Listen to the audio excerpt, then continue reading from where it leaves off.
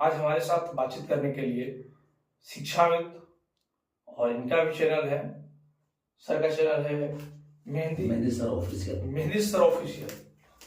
काफी अनुभवी है शिक्षा में और देश दुनिया का काफी इनको जानकारी भी है और पत्रकारिता भी कर चुके हैं। तो स्वागत है सर चैनल। बहुत स्वागत किया आपने मुझे बुलाया। बिल्कुल बिल्कुल सर, आज का जो टॉपिक रहेगा हम देश दुनिया पे बात करेंगे। जिस देखा जाए तो हमारे देश दुनिया में जो हालात है अभी और जो मामला चल रहा है अभी एलपीजी यानी गैस को लेकर काफी घमासान चल रहा है कि गैस में किल्लत आम जनता को आ। इजराइल जो है, जो ईरान देश जो है, जो मतलब युद्ध चल रहा है, इनको बीच घमासान चल रहा है, तो आम जनता को क्यों झेलना पड़ रहा है? देखिए, सारे गैस जो है या फिर पेट्रोल है या फिर डीजल है, सारे ये सब जो ऊर्जा संसाधन है ये सब खाड़ी देशों से आता है। और जैसा आपको मालूम है कि अमेरिका जो यूएसए है और यूएसए का तो पूरा नीति रहा, आपने देखा होगा। पास्ट में जाएंगे थोड़ा सा तो वियतनाम पर हमला कर दिया, अफगानिस्तान पर आपके सामने हमला किया। ये अपना फायदा के लिए हमला करता है किसी देश पर और ये लोग शो कराता है कि पहले ये आतंकी है। और रियल में देखा जाए कि आतंकी ये भोले भाले चेहरे नहीं है। आतंकी तो वो है जो देखने में लगते हैं कि एकदम हम हीरो हैं। जैसे कि आप अमेरिका के राष्ट्रपति बिल क्लिंटन हो गए, आपको ओबामा हो गए, आपको डोनाल्ड ट्रंप हो गए। ये सब सारे लोग एप्स्टीन के आइलैंड पर गए और उन्होंने बच्चियों का मांस खाया, बच्चियों का खून पिया, उनके साथ यौन शोषण और घृणित कहने में भी लज्जा आती है कि ऐसा ऐसा कांड इन्होंने किया है। आप एप्स्टीन फाइल पे जा रहे हैं सर। हम अभी गैस का किल्लत की सर, हम गैस की बात, आप गैस की किल्लत पर काउस पा रहे हैं सर। मेरा मुद्दा वही है। तो इन्होंने आतंकी दिखाया कि ये आतंक है रियल चेहरा जी। और लेकिन देर में दरअसल देखा जाए तो रियल आतंकी यही लोग हैं जी। जो देश और विदेश में के बड़े बड़े लोगों को बुला करके वहां एप्स्टीन फाइल में और घृणित काम किया। इनसे बड़ा कोई आतंकी होगा? आज 2 साल से गजा पर हमला हो रहा है, महिलाएं और बच्चे मारे जा रहे हैं। क्या हमारे जितनी भारत सरकार है, चाहे ब्रिटिश सरकार है, फ्रांस सरकार है, नहीं देख रही है कि ऊर्जा के एरिया में ये जो क्राइसिस आ रहा है एक दिन सर पर ठुड़ाएगा आपके? आज वही हुआ मनु जी, जो आपने प्रश्न किया है कि सर जी ये गैस का क्या प्रॉब्लम है, गैस का क्या है, आप क्या नजर से देखते हैं? तो देखिए, पूरे देश अरब का खाड़ी का है। अरब हुआ, सूडान हुआ, आपको कतर हुआ, ओमान है, सऊदी अरब है। सर एक और सवाल है, इन सभी पर हमला किया। इसका पहले आप जवाब सुन लें।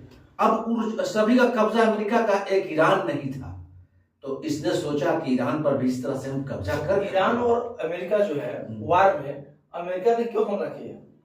अमेरिका ने बस वही, उसका आंसर मिला आपको। एक शाब्दिक प्रश्न बता दें कि ले दे के तेल और ऊर्जा, इसी का मतलब गैस, गैस सिलेंडर, गैस का ये और पेट्रोल, डीजल, किरासन, यही जो क्रूड ऑयल है, इसी से सारा कुछ बनता है मनु जी। एक ही क्रूड ऑयल से तेल निकलता है, उसी से पेट्रोल निकलता है, अलग अलग टेम्परेचर पर। उसी का मेन खेल है कि सारे खाड़ी देश पर अमेरिका का कब्जा हो चुका है। एक ईरान बचा हुआ था और ईरान एक इंटेलेक्चुअल देश है उस पूरे अरब में। अच्छा सर, विश्व का रियल आतंकी कौन? अब आपके सामने मेरा प्रश्न, अगर पहले ही वाला आंसर मैं बता रहा था जिसमें आपने कुछ हस्तक्षेप किया कि सर मेरा पास ऊर्जा पर है, तो विश्व का रियल आतंकी जो है कहने लायक नहीं है। तो सारा लोग जाना, अमेरिका है, जानना भी लोग चाहते हैं। अब इसका श्रेय जो है डोनाल्ड ट्रंप है। कैसे? आप देखिए, हमने बताया था कि एक आतंकी चेहरा को दिखाया गया है, दाढ़ी रखे हुए, एकदम जो है मुरेठा बांधे हुए, आतंकी शो कराया है पूरा दुनिया के सामने। लेकिन आतंकी वो नहीं है। रियली आतंकी तो वो लोग हैं जो देखने में बूट सूट और कोट पहन करके क्लीन शेव रहते हैं। आपके चेहरा को हम बताएंगे। अमेरिकी राष्ट्रपति जिस तरह से इन्होंने एप्स्टीन का मामला सामने आया, इससे बड़ा कुख्यात कोई अपराध। सर, हमारे देश का पीएम का किसमें नाम है एप्स्टीन फाइल में? देखिए, हमारे एक ऐसा दुनिया का एक माहौल बना दिया गया था मनु जी, एक ऐसा अभियान बनाया गया कि इजराइल एक ऐसा देश है जहां का मोसाद नाम का एक गुप्तचर संस्था है। मोसाद ही का वो मेंबर था जेफरी एप्स्टीन। उसने किया क्या, एक टापू लिया पैसा पर या कुछ पैसा अंबार करवाया, बड़े बड़े राष्ट्राध्यक्ष और वीआईपी लोग, बड़े बड़े बिजनेसमैन जैसे कि बिल गेट्स टाइप के, इस तरह के लोग जो दुनिया के सबसे अमीर हैं, वो अपने यहाँ बुलाता था अपने टापू पर, और टापू पर पूरा प्रशासन, कोस्टो गार्ड, आर्मी सब इसका होता था, गार्ड कोई जाना इसको अपना इसका हेलीकॉप्टर और चार्टर प्लेन था, और वीआईपी लोग अपने चार्टर प्लेन को बुला करके, और वहां पर जितने भी लोग यहाँ पहुंचे ना, जैसे मोदी जी मान के पहुंच गए और वहीं पर उनका वीडियो बना दिया। अब हुआ क्या कि इजराइल कभी अगर किसी देश पर हमला करे तो वहां पर दबाव बनेगा कि आपका एक प्रिस्टीन फाइल में घृणित काम, एक घिनौना काम किया हुआ वीडियो मेरे पास है, इसलिए आप ये काम कीजिए जो हम कर रहे हैं, इजराइल के पास जाइए। या फिर इंग्लैंड के आपने एंड्रूस थे जो राजा के भाई, उनका भी आने का था, हालांकि कार्रवाई हुई, और पूरे विश्व में 80 देशों में मंत्री और मिनिस्टर और प्रधानमंत्री ने रिजाइन मारा है इसके चलते, घिनौना काम था। तो उस तरह से हमारे देश के पीएम का भी नाम है। सर एक और सवाल है आपसे कि अमेरिका जो है ईरान पर रोक लगाता है कि महिलाओं को ऊपर हिजाब क्यों लगवाता है? बहुत अच्छा क्वेश्चन किया है ये, यही तो कारण था एक अमेरिका का बहाना हमला करने का ईरान पर। आपको मैं बता दूं अभिमन्यु जी कि सऊदी अरब तो अभी पूरा संज्ञान में लिए हुआ है अमेरिका, सऊदी अरब मतलब अमेरिका का ही है ना, इराक अमेरिका का ही, आपने इराक वार भी देखा होगा।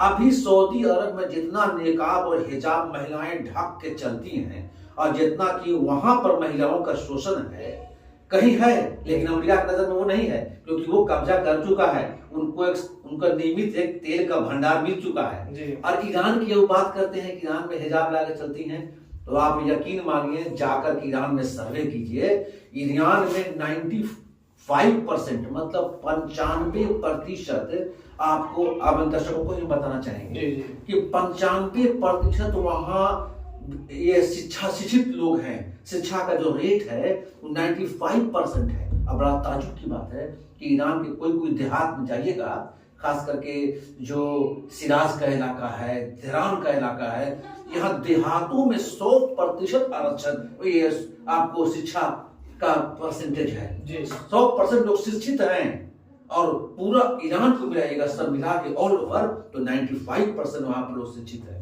भारत में आज भी 70 पार नहीं किया है।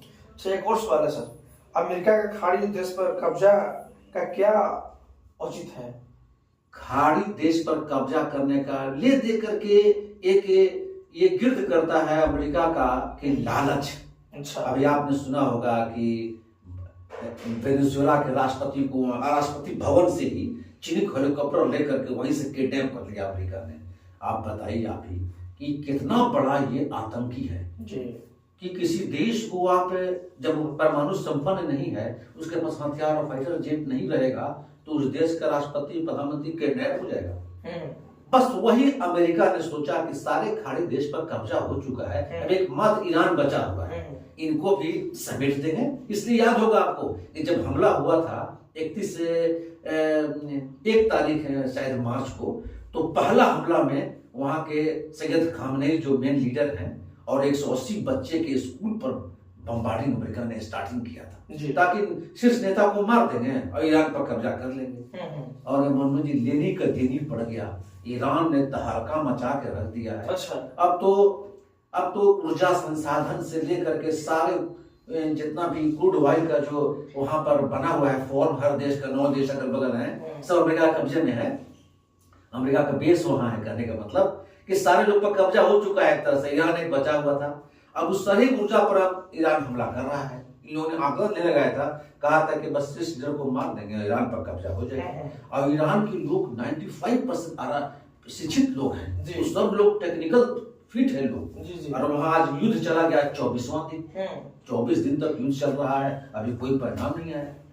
एक और सवाल है सर, मेन है वहां तेल का तेल के पर कब्जा हो जाएगा, मेरा हो गया।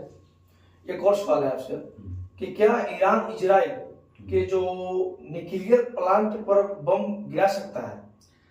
देखिए, अब तक तो ईरान ने नैतिकता दिखाया है। न्यूक्लियर प्लांट पर हमला करना एक जिम्मेवार देश का तो नहीं है।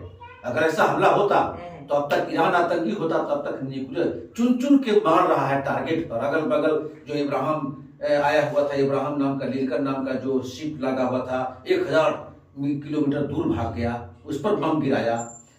और इराक से लेकर के सऊदी अरब से लेकर कतर से लेकर दुबई सभी पर बम गिराया, जो अमेरिका का ठिकाना था। क्या न्यूक्लियर प्लांट पर नहीं बम गिरा सकता था? लेकिन एक जिम्मेवार देश है ईरान, अगर उसके अस्तित्व की बात आ जाएगी तो वो गिराएगा। लेकिन अभी आप देखते हैं कि एक डिमोना नाम का एक जगह है, डिमोना, कहाँ? इजराइल में। तो डिमोना के इर्द गिर्द उसने बम्बार्डिंग, इस अभी जस्ट जो है कल परसों 23 तारीख को उसने बम्बार्डिंग किया है ईरान। लेकिन उसने कहा कि देखो, हम डिमोना के अगल बगल तुम्हारा मिसाइल मार रहे हैं, तो हम न्यूक्लियर प्लांट पर नहीं मार रहे हैं, चाहते तो वहां भी मार सकते थे, लेकिन हम जानते हैं कि मास लेवल पर आदमी मारे जाएंगे, सिविलियन मारे जाएंगे, पूरा वातावरण वहां पर का जल उठेगा और उसके रेडिएशन से पूरे खाड़ी में फैल सकता है। तो ईरान एक जिम्मेदारी निभाया।